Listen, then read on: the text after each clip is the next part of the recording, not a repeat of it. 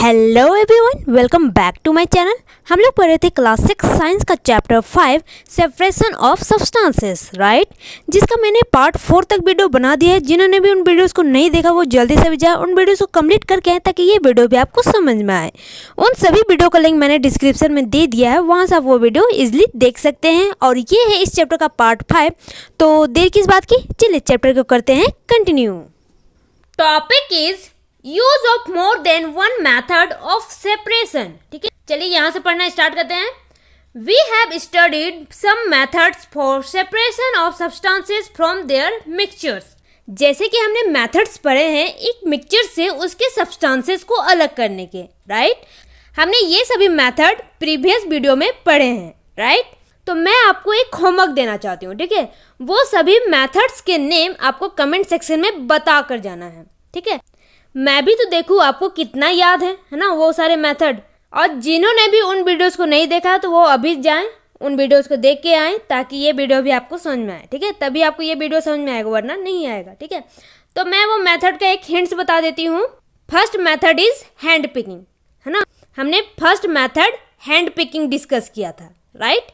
तो मैंने एक मेथड बता दिया, बाकी सारे मेथड आप कमेंट सेक्शन में लिख कर बताना, ठीक है। Often one method is not sufficient to separate the different substances present in a mixture। अगर एक मिक्सचर में एक से ज्यादा सब्सटेंसेस रहें जिन्हें हम अलग करना चाहते हैं तो हमारा एक मेथड से काम नहीं बनेगा, है ना। In such a situation we need to use more than one of these methods। ऐसे सिचुएशन में जब एक मिक्सचर में एक से ज़्यादा सब्सटेंसेस हो, ठीक है, जिन्हें हमें सेपरेट करने हो तो हमें क्या करना होगा, तब हमें एक से ज़्यादा मेथड यूज करने होंगे, ठीक है, उन सब्सटेंसेस को अलग करने के लिए उस मिक्सचर से। ओके, नेक्स्ट एक्टिविटी 7, यहाँ से पढ़ते हैं। Take a mixture of sand and salt. आपको एक मिक्सचर लेना है सैंड और सॉल्ट का। How will we separate this. हम इन्हें कैसे सेपरेट करेंगे, ठीक है। सैंड और सॉल्ट को हमें सेपरेट करना है तो हम इन्हें कैसे सेपरेट करेंगे। We already saw that hand picking would not be a practical method for separating this. हमने पहले भी देखा था कि हैंड पिकिंग से इन सब्सटेंसेस को अलग करना पॉसिबल नहीं है, राइट। तो हैंड पिकिंग प्रैक्टिकल मेथड नहीं है इन सब्सटेंस को सेपरेट करने के लिए, है ना। Keep this mixture in a beaker and add some water to it. आपको सैंड और सॉल्ट के मिक्सचर को बीकर में रखना है, ठीक है, और उसमें कुछ वाटर ऐड करना है। Okay, leave the beaker aside for some time, ठीक है। कुछ देर के लिए बीकर को हमें फिर छोड़ देना है। Do you see the sand settling down at the bottom. जब आपने उस बीकर को कुछ देर के लिए छोड़ दिया तो क्या आपने ये नोटिस किया कि सैंड बॉटम में जाकर सेटल डाउन हो गया, ठीक है। तो वो आपको बताना है। तो आपको देखने को मिलेगा कि सैंड बॉटम में जाकर सेटल डाउन हो गया है, right. The sand can be separated by decantation और फिल्ट्रेशन। तो हम सैंड को डिकेंटेशन या फिल्ट्रेशन से सेपरेट कर सकते हैं, है ना, क्योंकि उस बीकर में सैंड सेटल डाउन हो गया है, ठीक है। और ऊपर टॉप लेयर में क्या हमें मिलेगा, सॉल्ट और वाटर। तब हम क्या करेंगे, सॉल्ट और वाटर को दूसरे कंटेनर में ट्रांसफर कर देंगे, राइट। और जिस बीकर में सैंड था वो नीचे बैठा हुआ रहेगा, है ना। तो हमने डिकेंटेशन और फिल्ट्रेशन से सैंड को अलग कर दिया, right. What does the decanted liquid contain. हमने जिस लिक्विड को दूसरे बीकर में निकाला है उस लिक्विड में हमें क्या क्या मिलेगा, उस लिक्विड में हमें वाटर प्लस सॉल्ट मिलेगा, ठीक है, क्योंकि हमने बीकर में सैंड के साथ सॉल्ट डाला था, राइट। उसके बाद हमने उस बीकर में वाटर भी ऐड किया था, ठीक है। फिर डिकेंटेड लिक्विड में हमें वाटर और सॉल्ट को निकाल दिया था तो डिकेंटेड लिक्विड में हमें वाटर और सॉल्ट मिलेगा, ठीक है। Do you think this water contains the salt which was there in the mixture at the beginning. आपने जो डिकेंटेड लिक्विड निकाले हैं उस लिक्विड में कौन से सॉल्ट होंगे। आपने शुरू में जो मिक्सचर बनाया था सैंड और सॉल्ट का, क्या इस डिकेंटेड लिक्विड में वो सॉल्ट है जिससे हमने मिक्सचर बनाया था। तो आप क्या सोचते हो, यहाँ पर पूछा जा रहा है, ठीक है। तो हम यहाँ लिखेंगे यस, है ना, क्योंकि सॉल्ट वाटर में डिसॉल्व हो जाता है, राइट।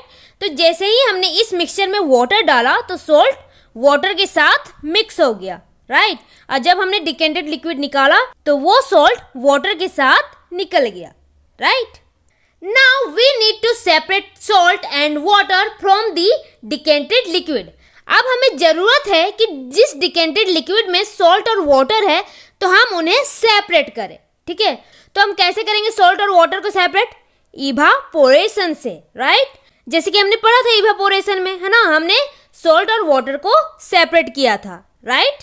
तो हम वही मेथड इसमें यूज करेंगे। Transfer this liquid to a kettle and close its lid, heat the kettle for some time. अब आपको क्या करना है, इस डिकेंटेड लिक्विड को केटल में ट्रांसफर कर देना है, ठीक है, और केटल के ढक्कन को क्लोज कर देना है, ठीक है। फिर उस केटल को कुछ देर के लिए हीट करना है, okay. Do you notice steam coming out from the spout of the kettle? जब आपने केटल को हीट किया तो क्या आपने नोटिस किया कि उस केटल के स्पाउट से स्टीम निकल रहे हैं, है ना? तो जी हाँ, हमने नोटिस किया कि उस केटल के स्पाउट से स्टीम निकल रहे हैं, ठीक है। Take a metal plate with some ice on it. अब आपको एक मेटल प्लेट लेना है, ठीक है, और उसके ऊपर आइस रखना है।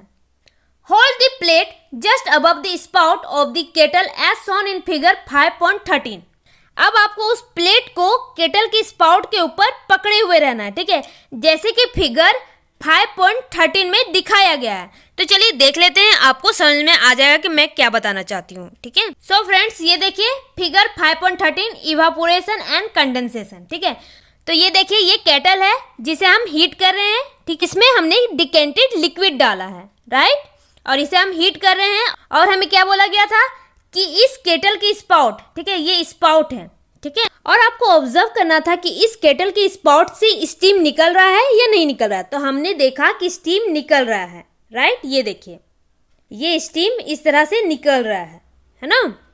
और हमें बोला गया था कि हमें एक मेटल प्लेट लेना है, उसके ऊपर आइस रखना है, ठीक है। ये देखिए, यहाँ आइस रखा हुआ है, ठीक है, और ये मेटल प्लेट है जिसे हमें उस केटल के स्पाउट के ऊपर होल्ड करना है, ठीक है, जैसे कि आप इस फिगर में देख सकते हैं, राइट। ये स्पाउट है, इसके जस्ट ऊपर हमें इस मेटल प्लेट को होल्ड करना है, ओके, और उस मेटल प्लेट के ऊपर आइस रखा हुआ रहेगा, ओके। तो आपको समझ में आ गया कि किस तरह आपको इस एक्टिविटी को करना है, ठीक है। आगे देखते हैं। What do you observe? आपने क्या ऑब्जर्व किया? Let all the water in the kettle boil off. जितना भी वाटर है उस केटल में, उसे बॉयल होने के लिए छोड़ देना है, ठीक है। When the steam comes in contact with the metal plate cold with ice, it condenses and forms liquid water.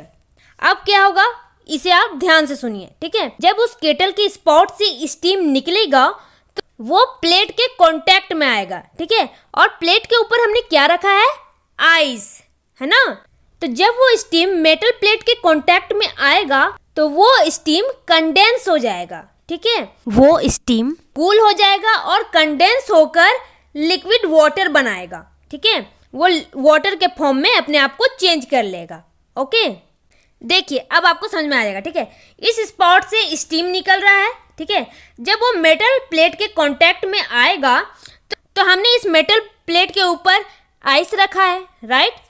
तो जब ये स्टीम इस प्लेट के कांटेक्ट में आएगा तो ये कूल हो जाएगा, ठीक है, और ये लिक्विड के फॉर्म में चेंज हो जाएगा और इस प्लेट में चिपक जाएगा, ठीक है, और फिर वो धीरे धीरे इधर ट्रांसफर होकर इस बीकर में कलेक्ट हो जाएगा, ठीक है। तो आपने देखा कि स्टीम लिक्विड के फॉर्म में चेंज हो गया, राइट। और हमने इवापोरेशन में क्या देखा था? हमने इवापोरेशन में देखा था कि लिक्विड वेपर के फॉर्म में चेंज हो गया, ठीक है, लेकिन इस केस में हमने देखा कि वेपर लिक्विड के फॉर्म में चेंज हो गया, है ना, जस्ट अपोजिट हो गया, ठीक है। तो दोनों केस का नेम अलग अलग होता है, ठीक है। जब वाटर वेपर के फॉर्म में चेंज होता है तो उसे हम बोलते हैं इवापोरेशन, ठीक है, लेकिन जब वेपर वाटर के फॉर्म में चेंज होता है तो इसे हम बोलते हैं कंडेंसेशन, ओके। आगे आप पढ़ोगे, अभी बताती हूँ मैं आपको। The water drops that you observed falling from the plate were due to condensation of steam। आप जो वाटर ड्रॉप्स देख रहे हो जो प्लेट से गिर रहा है वो कैसे हो रहा है? वो वाटर ड्रॉपलेट स्टीम के हैं, ठीक है, जो कंडेंस होकर लिक्विड के फॉर्म में चेंज हो जा रहा है, ओके। ये देखिए, ठीक है, जब ये स्टीम इस प्लेट के कांटेक्ट में जा रहा है तब ये लिक्विड के फॉर्म में चेंज होकर इस प्लेट से स्टिक हो जा रहा है, ठीक है। उसके बाद ये धीरे से स्लाइटली शिफ्ट हो रहा है ड्रॉपलेट के फॉर्म में इस बीकर में, ठीक है, आप देख सकते हो, ठीक है।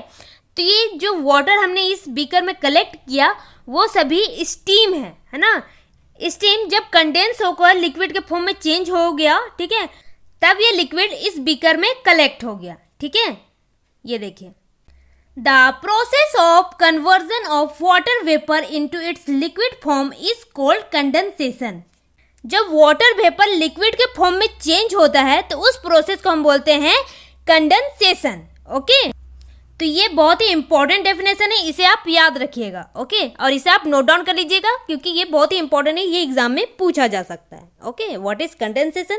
तो आपको लिखना होगा the process of conversion of water vapour into its liquid form is called condensation, okay. वो प्रोसेस जिसमें वाटर वेपर अपने लिक्विड फॉर्म में चेंज होता है तो उस प्रोसेस को हम बोलते हैं condensation, okay. Did you ever see water drops condensed under a plate that has been used to cover a vessel containing milk that has just been boiled? जब आपने मिल्क को बॉईल किया और उसके बाद उसे प्लेट से कवर कर दिया, ठीक है, कुछ देर के बाद जब आप उस प्लेट को हटाओगे तो आपको उस प्लेट में वाटर ड्रॉप्स देखने को मिलेंगे, ठीक है। तो ये आपने नोटिस किया है या नहीं किया है ये आपको बताना है, ठीक है। तो वो वाटर ड्रॉप्स कहाँ से आते हैं? जब मिल्क बॉईल हो जाता है और हम उसे प्लेट से कवर कर देते हैं तभी उस मिल्क से स्टीम निकलता है, राइट, आपने तो देखा ही होगा, ठीक है। और वो स्टीम उस प्लेट के कांटेक्ट में आकर अपना लिक्विड फॉर्म में चेंज हो जाता है, ठीक है। इस वजह से वो ड्रॉप्स के फॉर्म में प्लेट में ही स्टिक रहता है, ठीक है। अगर आपने कभी नहीं देखा है तो आज आप ये करके देखना, आपको ये कंडेंस वाटर ड्रॉप्स देखने को मिलेगा, ठीक है। तो यहाँ क्वेश्चन पूछा जा रहा है तो आप यहाँ लिखोगे यस, है ना। After all the water has evaporated what is left behind the kettle? जब केटल से सारे वाटर इवापोरेट हो गए तो उस केटल में क्या बचा? उस केटल में हमें सिर्फ सॉल्ट देखने को मिलेगा, है ना, क्योंकि उस केटल में जितने भी वाटर थे वो तो इवापोरेट हो गए, है ना, हमने तो देखा वो कंडेंस हो गए, है ना। तो उस केटल में हमें सिर्फ और सिर्फ सॉल्ट देखने को मिलेगा, है ना। We have thus separated salt, sand and water using process of decantation, filtration, evaporation and condensation. तो हमने salt, sand और water को separate कर दिया, ठीक है, किन प्रोसेस का यूज करके? Decantation, filtration, evaporation and condensation, right. Decantation और फिल्ट्रेशन से हमने सैंड को सेपरेट किया, ठीक है। इवापोरेशन और कंडेंसेशन से हमने वाटर और सॉल्ट को सेपरेट किया, है ना। तो हमने इतने सारे मेथड यूज किए इन तीनों सब्सटेंसेस को अलग करने के लिए, ओके। पहली phased a problem will recovering salt mixed with sand. तो पहले के साथ एक प्रॉब्लम हो गया जब उसने सैंड और सॉल्ट को मिक्स किया और जब वो सेपरेट कर रही थी इन सब्सटेंस को तो वो जितने अमाउंट में सॉल्ट ऐड की थी उतने अमाउंट में सॉल्ट उसने रिकवर नहीं कर पाया, ठीक है, वो सेपरेट नहीं कर पाई, okay. She has mixed a packet of salt in a small amount of sand. उसने 1 पैकेट सॉल्ट को ऐड किया थोड़े से सैंड में, okay. She then tried the method suggested in activity 7 to recover the salt. उसके बाद उसने activity 7 में जो मेथड सजेस्ट किए गए हैं उसने उस मेथड को ट्राई किया, ठीक है, ताकि वो सॉल्ट रिकवर कर सके, ठीक है। She found, however, that she could recover only a small part of the salt that she had taken. What could have gone wrong? जब वो ये मेथड ट्राई कर रही थी ताकि उसका सॉल्ट रिकवर हो जाए, लेकिन उसने जितना अमाउंट में सॉल्ट उस सैंड में ऐड किया था उतना अमाउंट में सॉल्ट उसे नहीं रिकवर हुआ, ठीक है। उस सॉल्ट का स्मॉल पार्ट ही उसे रिकवर हो पाया, ठीक है। तो ऐसा उसने क्या गलती किया जिसकी वजह से उसे ये प्रॉब्लम फेस करना पड़ा, ठीक है। तो आगे का टॉपिक पढ़ते आपको इसका आंसर मिल जाएगा, okay. Topic is can water dissolve any amount of a substance? कि वाटर में कितने भी अमाउंट में सब्सटेंस डिसॉल्व हो सकते हैं? यहाँ से पढ़ते हैं। In chapter 4 we found that many substances dissolve in water and form a solution. जैसे कि हमने चैप्टर 4 में पढ़ा था कि बहुत सारे सब्सटेंसेस को हमने वाटर में डिसॉल्व किया था और एक सॉल्यूशन रेडी किया था, है ना, याद कीजिए chapter 4, okay. We say that these substances are soluble in water. और हम ये कह सकते हैं कि ये सभी सब्सटेंसेस सोल्यूबल होते हैं वाटर में, है ना। हमने तो देखा था, राइट। सॉल्ट ऐड किया था और भी बहुत सारे सब्सटेंसेस ऐड किए थे जो वाटर में सोल्यूबल होते हैं, है ना। What will happen if we go on adding more and more of these substances to a fixed quantity of water? अगर हम fixed quantity water में इन substances को ऐड करते जाएंगे तो क्या होगा, ये पूछा जा रहा है। क्या वो सब्सटेंस डिसॉल्व हो पाएगा वाटर में, बताइए, ये क्वेश्चन पूछा जा रहा है। तो हम इसका आंसर लिखेंगे नहीं, ठीक है।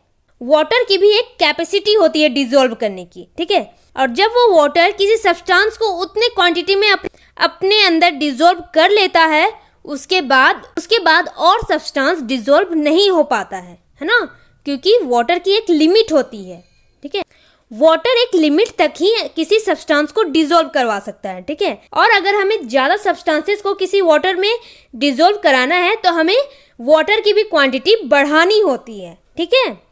आगे पढ़ते हैं, आपको समझ में आ जाएगा। सो गाइस, इसी के साथ इस वीडियो करते हैं यहीं पे एंड और मिलते हैं नेक्स्ट वीडियो में नेक्स्ट पार्ट के साथ, दैट इज पार्ट 6, जो कि इस चैप्टर का लास्ट पार्ट होगा। उस पार्ट के साथ ये चैप्टर हो जाएगा कंप्लीट, है ना। तो मिलते हैं नेक्स्ट पार्ट में। और आपको इस वीडियो से या फिर इस चैप्टर से कोई भी क्वेश्चन आ रहे हो तो आप कमेंट सेक्शन में पूछ सकते हैं, मैं उसका आंसर दे दूंगी। Okay, thanks for watching and see you soon.